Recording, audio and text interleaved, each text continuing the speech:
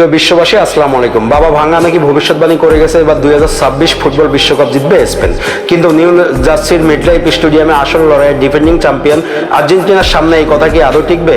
এই ধরনের ভবিষ্যৎবাণী কোনোদিনই নিশ্চিতভাবে সত্য হতে পারে না। আসলে 1996 সালে মারা যাওয়া বুলগেরিয়ার অন্ধ ভবিষ্যৎ বক্তা বাবা ভাঙ্গা এই 2026 বিশ্বকাপ বা স্পেন আর্জেন্টিনার ফাইনাল নিয়ে সুনির্দিষ্ট কোনো কথা কখনোই বলে যাননি। সোশ্যাল মিডিয়া ছড়ানো এই দাবিগুলো কেন পুরোপুরি ভিত্তিহীন এবং কেন এগুলো বিশ্বাস করা উচিত নয় তা নিচে সংক্ষেপে বুঝিয়ে দেওয়া হলো।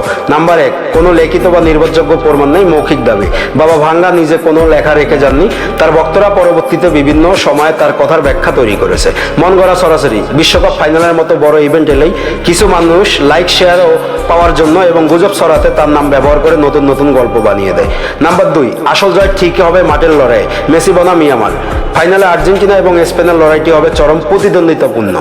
লিওনেল মেসি চ্যাম্পিয়ন মানসিকতা বনাম লামিন ইয়ামালের স্পেনের আক্রমণাত্মক গতি। মাঠে এই 90 মিনিটের পারফরমেন্সই ঠিক করবে কার হাতে উঠবে বিশ্বকাপের ট্রফি। কোনো অলৌকিক বাণী দিয়ে ফুটবল ম্যাচ জেতা যায় না। নাম্বার 3, অলৌকিক ভিনগ্রহী এবং অদ্ভুত দাবি। ভাইরাল হওয়ার কিছু পোস্টে তো এমনও দাবি করা হচ্ছে যে এই বিশ্বকাপের ফাইনালে নাকি এলিয়ান বা ভিনগ্রহী মহাকাশ নেমে আসবে। তাই বুঝতে পারছো এগুলো কতটা কাল্পনিক এবং হাস্যকর বিষয়। তাই এসব গুজবে কান না দেওয়া, খেলাটি উপভোগ করাই বুদ্ধিমানের কাজ। বন্ধু, তুমি কোন দলের সমর্থক? আজ আর্জেন্টিনা বনাম স্পেনের এই মেগা ফাইনালে তোমার মন কি বলে? মেসি নাকি স্পেন, কে জিতবে? কমেন্টে তোমার প্রেডিকশন জানাও। বাবা ভাঙ্গা। ধন্যবাদ, সবাই ভালো থাকবেন, খোদা হাফেজ।